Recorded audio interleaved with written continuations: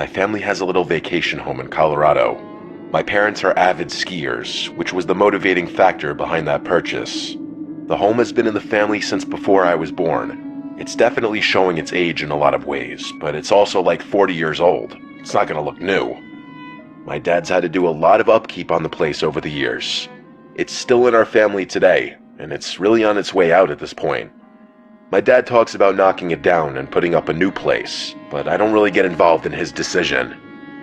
This story takes place like 15 years ago when I was 8 and my brother was 11. We were up in Colorado during a blizzard. The snowfall was insane, and of course, my brother and I had to go out and play in it. The great thing about going up there when we were kids was the sheer amount of space. The property has a huge opening with woods surrounding in all directions. There's a dead-end road that goes downhill which leads to a few more, almost equally big properties. It's the perfect layout for hide-and-seek or snowball fights or any number of games like that. My brother Josh and I went out in our snow gear to play our snowball fight game with our own little custom rules. Basically, we'd set up 2 forts. We could pick our forts to be anywhere, but we had to tell each other where we were picking. We would then make one giant snowball as the so-called jewel that we'd have to successfully steal from the other base and bring back to ours. Josh chose to make his base on the nearest neighboring property. There was almost never a car, like 9 times out of 10 that we'd go there, so we'd often play games on their property too since they were never there. What we'd do is build little walls to emulate a fort, and then put the big snowball behind the walls. So to get to each other's bases in this game, we could either cut through the woods or take the road up or down to get to the opposite fort. Once Josh ran down the road and disappeared, I was supposed to wait for him to blow the whistle to signal that the game began. I waited for a while, like a long while, over 5 minutes. He had already set up his fort by then, so all he had to do was get back down there and blow the whistle. When it hit around maybe the 10-minute mark is when I decided I probably just couldn't hear the whistle from there, so I started plotting my route. Was it better to go through the woods or down the road? I opted for the road because honestly, going through the woods during a blizzard at 8 years old was a scary thought. I started trudging through the unplowed snow on the ground as flakes of snow blew into my face. With the amount of layers my mom made me put on though, I wasn't cold at all. As I approached the driveway to the neighboring property, I looked through the trees and didn't see Josh over there. With all the brush and trees bare in the winter, it was quite easy to see through the woods. So I cut into the property through the trees to kind of sneak in, but Josh was literally nowhere in sight. I saw his fort, so I looked around. And when I could confirm he wasn't anywhere in sight, I approached his fort to grab the jewel. Before I could, I heard a woman's voice yelling out, "Excuse me, are you looking for your brother?" I turned in the direction it came from, and it was an older woman at the front door of the neighbor's house. I called back that we're playing a game. She responded with, "Your brother's in here." I was very confused. I started walking towards the front steps of the house, and as I got closer, the woman's face got clearer. To my 8-year-old mind, she looked a lot older than she probably was. As I got closer to the house, I noticed at one of the upstairs windows, there was someone looking out at me. For a second, I actually thought it was Josh. It was someone with half their face covered, presumably by a black beanie, and the bottom part of their face covered under the bottom of the window. I also noticed another trail of footprints leading to the front door. They had to be Josh's. The woman was giving me a very creepy smile. I remember that feeling of my heart dropping for some reason.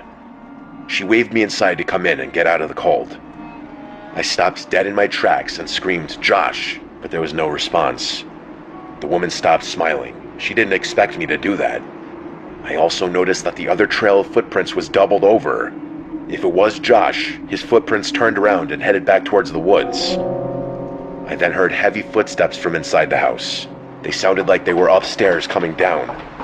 I started to run. The woman screamed something at me or someone else that I didn't understand.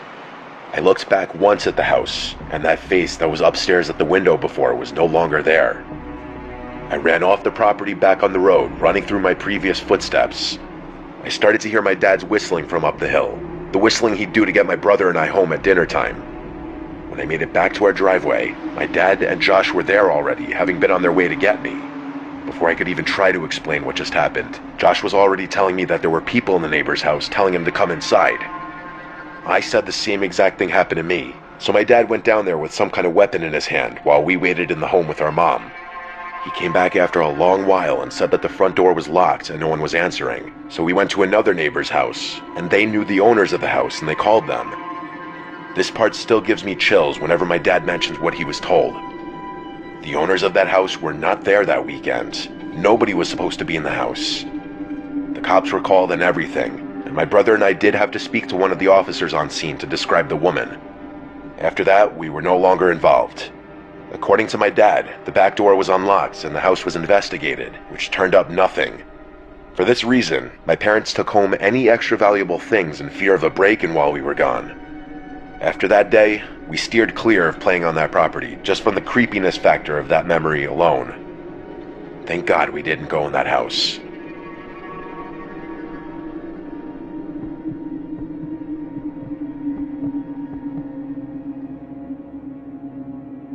I've been skiing for as long as I've been able to walk. My parents used to ski competitively. That's actually how they met. So it was really important to them that my siblings and I learned as early as possible. Fast forward about 20 odd years, and that's how old I am now. This story happened to me a few winters ago when I was 21 years old. I was a senior in college. Everyone knows the best skiing accessible to the Northeast is Vermont. It was going to be a trip like any other. It was me, Jaden, Rylan, and Amir.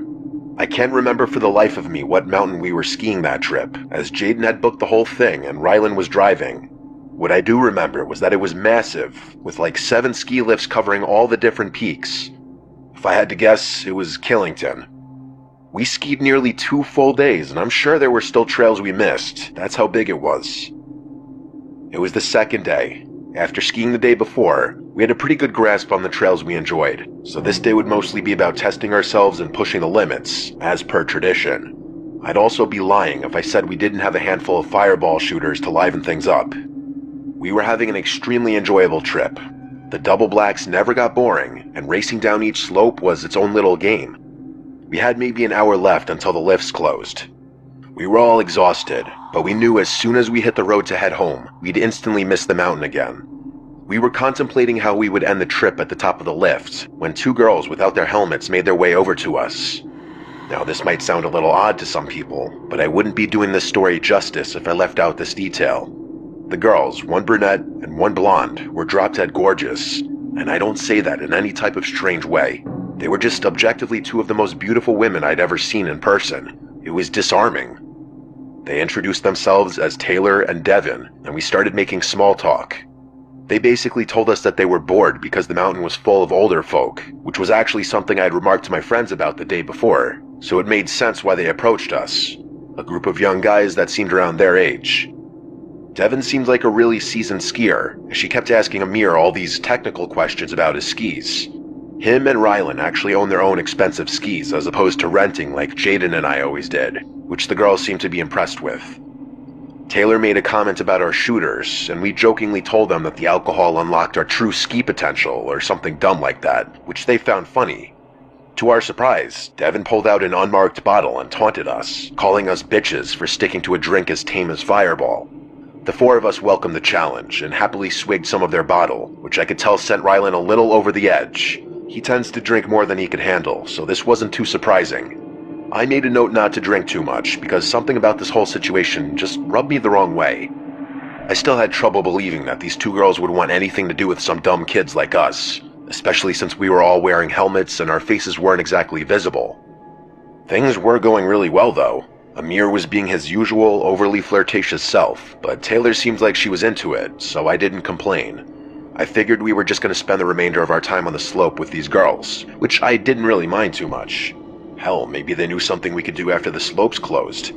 Just then, Devin asked us if we had skied down a trail called Devil's Forest, a name which I definitely didn't recognize. Our other friend Chase would have had the trail map memorized as he's literally a walking GPS, but he wasn't with us. We told them we hadn't, and they explained that it was a glade trail that's a little obscure and rarely open. For those who don't know, glades are basically trails that extend in between trees so that you're skiing through a forest. We actually enjoyed skiing glades more than anything else, so this Devil's Forest trail piqued our interest. We told them we were game, and they motioned for us to follow them. We reached a choke point on our skis, and they told us to take them off because we had to walk slightly uphill for a short while. I could tell we were in a relatively desolate part of the mountain, as the snow was perfectly fresh and there was no one around. The thought of an adventure was kind of invigorating though, so I thought nothing of it. Drunk and curious, we clipped our skis off and followed the girls up the mountain. Amir and Rylan ran ahead, presumably to flirt some more with them, and Jaden and I hung back a little bit to give them some space. As we followed, I could tell Jaden looked a little wary, so I asked him what was on his mind. I like to think of us as the rational, level-headed ones in the group. Amir was too unpredictable and impulsive, and Rylan would follow a girl if she let him off a cliff. Jaden said that it was weird that this supposed trail would be inaccessible from a ski lift, which I agreed with. I had never had to walk uphill to reach a trail before. We agreed to just keep a keen eye on things. What could two girls do to a group of 4 big guys anyway? They led us into the forest, and the terrain finally started leveling out. Jaden and I caught up with the group, and it was apparent that Rylan and Amir had both made considerable progress. Rylan had his arm around Devin, who was smiling and laughing. They pointed in the same direction we had been traveling, which had all of a sudden become a downward slope. I sighed, knowing this was another instance where we could have used Chase's help. He would have known exactly where we were and where this trail would have led. Jaden was still skeptical and asked the girls if they were sure that this was a real trail. They responded yes and told us that it would also take us right back to the lifts. Before I could say anything, Devin pulled the bottle out again and told us we had to finish it. Amir and Rylan happily took some hefty swigs, but when the bottle got around to Jaden, he said he was drunk enough. As soon as he spoke, I could have sworn Devin's smile became a really angry scowl for a split second, but by the time I blinked, she was smiling again. I must have been the only one to notice because I looked around at my friends and their expressions were all normal. She put on a seductive smile and batted her eyes at Jaden, asking him nicely. He reluctantly grabbed the bottle, if just to shut her up. By the time it got to me, I put the bottle up to my mouth but didn't actually drink. Everything about this encounter was triggering alarm bells suddenly in my head. I handed the bottle back to Devin, who put it away. I noted that neither girl drank this time around. It dawned on me that I hadn't seen either one of them drink anything this whole time. I checked my phone, half an hour until the lifts closed.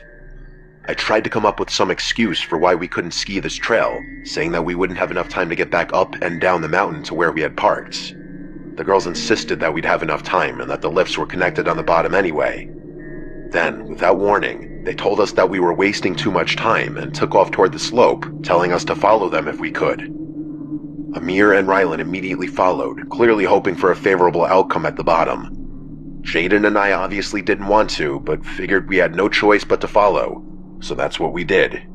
I let Jaden lead the way, because after all, this was still a challenging-looking slope, and skiing in the forest is no joke. I'm not sure what I was expecting, but when we made it to the bottom, I was relieved. The 4 of them were at the bottom of the slope, laughing and flirting like they had been before. Jaden and I caught up with the group, but something was wrong. There wasn't a lift in sight. We were still surrounded by forest on all sides. I sternly asked the girls where the lift was, and they told me to stop worrying and that it was close by. Then they said they'd take us there in a few minutes. I relaxed a little, assuming that I was worried this whole time about nothing. As I was rubbing my eyes, I heard a distinct thump in the snow. I opened them to see Rylan, who was literally passed out on his back in the snow. The girls laughed, calling him a lightweight, but I could tell it was more serious than that. Before I could even react, Amir slumped over too. I started freaking out, and I rushed over to them, unclipping my skis. I thanked my lucky stars that they seemed to be breathing normally, but I was beyond horrified. Jaden took a step towards the girls, asking them what the hell was going on. They seemed genuinely shocked, saying they have no idea what was wrong. Jaden took another step before he too passed out in the snow. I stared in shock, still trying to wrap my head around the gravity of the situation. I just couldn't fathom that this was happening to us. My head started spinning, and I was sure that I was next. The girls had stopped pretending by now, and they looked at me like they were waiting for me to pass out. I felt myself getting dizzy, so I sat down in the snow, even though I wanted to stay on my feet. I demanded to know what they had given us. They didn't respond or even move for that matter. I yelled at them over and over again, but they still didn't react. I wanted to get up, but I quite literally couldn't stand. I didn't pass out though. I kept my eyes open the whole time. Eventually, Taylor turned to Devin and said something along the lines of he must have not drank enough. She looked more pissed off than anything. Devin cursed before telling Taylor that they had to go. I was still frozen. After unclipping their skis, I watched them take Amir and Ryland's skis before trudging off into the woods. I had to do something, but my body still felt numb. I couldn't just let them walk off with my friend's skis. I knew they wouldn't be able to move that fast, carrying 2 sets of skis each, especially through the snow. Another few minutes passed, and I started to regain control of my body. I stumbled after their tracks in the snow, but it was actually freakish how far they'd gotten, even with all that added weight. Eventually, I turned a bend and saw them in the distance, way ahead of me. I figured as long as I kept them in sight, I'd be able to track them down. I followed for a couple minutes, and that's when things got crazy. The forest gave way to a clearing, which I could see turned into a road. We must have literally been on the opposite side of the ski mountain, which made sense looking back. That's when I noticed the van parked in the distance. I stopped in my tracks at the edge of the woods. The side of the van opened, and 4 big-looking dudes stepped out to intercept the girls. The girls motioned for the guys to get back in the van, and one of them turned and pointed directly at me. That's when I realized I was in too deep, and also felt like an idiot for leaving my helpless friends unconscious in the woods. The guys from inside the van seemed to be debating whether or not they should leave or chase me, and I wasn't waiting another second. I started wobbling back the way I came, knowing I'd be able to find my friends on the account of the tracks I left behind in the snow. I found them, still passed out. I figured Jaden had had the least to drink, so I tried shaking him awake first. After a couple of handfuls of snow to the face, he was awake enough to talk. I told him what had happened, still in shock. We tried waking Amir and Rylan up, but had no luck. Jaden and I figured we had no better option than praying those guys didn't decide to track us down, but they never came. I might not be telling this story if they had. We waited about an hour for our friends to wake up, and when they finally did, we told them everything. We had a million questions. Who were those girls? Who were those other guys? What were they going to do to us? It was chilling imagining what could have happened had I not been quick enough to pretend to drink. Best case scenario was that we would have just woken up robbed, but even that would have been horrible. Something tells me that no one would go to those extremes just to rob some broke college-looking kids. Besides, who really keeps valuables on them when skiing? I guess Amir and Ryland's expensive skis were worth stealing, but it still felt like overkill. Plus, how would they have even known that we had expensive skis with us as opposed to renting? Things didn't make sense. Finding the car was hell. Reporting it to the police was hell. The drive back home was hell. The people running the mountain swore they'd identify those people, but we obviously had to get back on the road and couldn't verify that. The police took it a little more seriously and told us we'd be updated should anything come up. I think it even made local news, but it's been years now, and they obviously never found everything. To this day, we have no idea what kind of roofie they even gave us. Nothing online described anything that was so effective so quickly, especially in a moderately small amount. Our best guess was that the substance was a mix of drugs, which makes sense because all my friends were feeling kind of woozy after they woke up. Those girls and whoever else was behind the whole thing were some sick people. I can only hope it was just an elaborate robbery and nothing more sinister.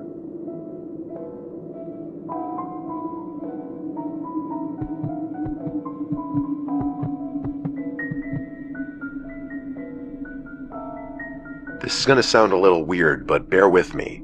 Every winter, my friends Kyle, Ricky, and I have this little tradition of walking out onto this frozen lake a few towns over. It's not some grand event or anything, we just do it for fun. There's something about the vibe of being out there on the ice, surrounded by the quiet stillness that feels almost otherworldly. It's just one of those simple things we've always enjoyed. Call us weird, but we can never get enough of the serenity. If you've ever been out in nature by yourself with the only sound being the gentle patter of snowflakes, you know what I'm talking about.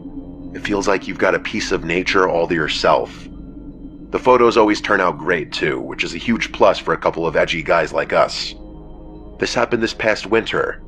It's April as I'm writing this, so about 4 months ago now. I know what you're probably thinking, but don't worry, none of us fell through the ice. That's not what this story is about. It was snowing pretty heavily that night, which was the main reason we decided to go. It had been consistently below freezing for a couple of weeks too, so we were relatively confident the lake was completely frozen over. I'd personally take winter over summer any day of the week. I bet all my friends would agree. There are about a million reasons why, but one of them is as simple as the snowfall itself. First of all, it's just pretty. What I like most about it, though, is that you'll never find yourself in complete darkness. Even after sunset, the world isn't entirely dark. The light reflecting off the white snow blends day and night, so you're left with this really surreal feeling that doesn't arise from anything else. The moon was also pretty full that night, so that feeling was amplified. Kyle was driving that night. He had a pickup that handled pretty well in the snow, so we just played it safe and let him drive, even though Ricky was usually the one who chauffeured us around. The lake itself is surrounded by a thin forest, so we couldn't actually drive all the way to the water's edge. I don't think forest is the right word. It's really just a cluster of sparsely scattered trees, but it's more than enough to prevent a car from driving through. We parked in a nearby lot and got out of the car. It was freezing out. The three of us bundled up and walked toward the lake. I didn't smoke at the time, I still don't, but Ricky and Kyle both do, so they lit a couple of cigarettes as we walked. I think it was after midnight, but I can't say for sure. All I remember is that there wasn't a soul out there. Not an animal, not a person, nothing. No movement whatsoever besides the three of us. We reached the lake, and as we anticipated, it seemed completely frozen over. The three of us were laughing about something stupid when Kyle picked up a small boulder and chucked it onto the ice, testing its integrity. It didn't even crack, so we took that as an indication to make our way towards the middle of the lake. We obviously didn't go super far on the ice, that would have been careless, but we did venture a decent ways away from the ledge. We were maybe 100 feet out when something caught our attention. On the far side of the lake, near the edge where the trees bordered the ice, something big and dark was moving. We stopped talking immediately. We just stopped in our tracks, watching. Whatever it was large, hunched over, and moving slowly toward the lake. Finally, we realized what we were looking at. It was a bear. Ricky was the first to say something. He whispered, "Is that a bear?" as quietly as he could. I didn't answer. My heart was already racing. If it was a bear, the last thing we wanted to do was draw its attention. We stood there, frozen, not even daring to breathe too loudly. But then, as the figure moved closer, something felt off. The way it walked wasn't quite right. Too upright. Too human. It also looked like there was something dragging behind it. Nothing about it made sense. It was one of the most bizarre things I'd ever seen. And that's when it straightened up completely, and we realized the truth all at once. It wasn't a bear. It was a person. A person wearing some kind of bear suit. Kyle said, "What the hell," in a low voice, and I was thinking the same exact thing. I know it doesn't sound scary in a generic sense, but if you had been there, you would have been terrified too. I tried to respond, but the words wouldn't come. I don't know if I was more afraid or confused, but something told me to stay quiet. The figure kept moving toward the ice, dragging something behind him. At first, it was hard to tell what it was. The snow blurred the details, but as he got closer, I realized he was holding a rope that was attached to the thing he was dragging, and a few moments later, we could see it more clearly. It was a small black bag. It looked like a smaller-sized garbage bag, if they even made those. Either way, it was chilling. We stood there, unsure of what to do. My mind was screaming at me to turn around and leave, but my body felt paralyzed. I couldn't move. I don't think Ricky and Kyle were too keen on turning around and leaving either, because neither one of them flinched. I probably wouldn't have left right then, even if I hadn't been so scared. I needed to know what that person was doing. And then, as if the situation couldn't get any stranger, the man unzipped and stepped out of the bear suit. Seeing him as a person didn't make things any better. He wasn't particularly large or intimidating, but there was something unsettling about him. We watched as he bent down, presumably to pick up a rock, but I couldn't tell from so far away. And then the sounds started. He knelt down holding what looked like a rock and began repeatedly slamming it into the ice. It might have been placebo, but I swear I could feel the vibration in the ice even from the distance. He was trying to break through, most likely to dispose of whatever was in that bag. Ricky tapped my shoulder, and I turned to see him and Kyle moving back towards solid ground. Without a word, I followed suit, and the three of us tried to move quickly without making too much noise. Every step felt deafening in the quiet, even though I knew there was no way that guy could hear the crunch of snow from that far away. We barely made it a few yards when a voice yelled out, "Hey," from behind us. I didn't even look back. I just started running, praying that guy didn't have a gun. The cold didn't help. I found myself starting to get winded after not even a minute of running. I don't know if he followed. I don't think he did, but in that moment, we were in full-on panic mode. We reached the edge of the lake, and at that point, I was gasping for breath. After a very short break, we made our way back to the car silently, and Kyle drove off immediately. None of us had any idea what we had just seen. Kyle said it was probably someone dumping their trash, but I told him that was ridiculous. Who in their right mind would dress up in a bear suit in the middle of the winter to illegally dump their trash? There was no way. Ricky said it was definitely someone dumping a body, but I told him the bag was way too small for that. The three of us talked about it the whole ride home, but we couldn't agree on a definite explanation. We never got an answer. The reason I'm thinking about this now is because my mom was watching TV the other day and an old missing persons report popped up on the screen. It was a child from around our area, and the timeline of his disappearance matched up pretty closely with what we had seen on that lake. I'm not jumping to conclusions. I know it's a long shot and probably just an unfortunate coincidence, but I can't help but wonder if those two things are somehow related. By the time you're hearing this, we've probably reported our sighting to the police.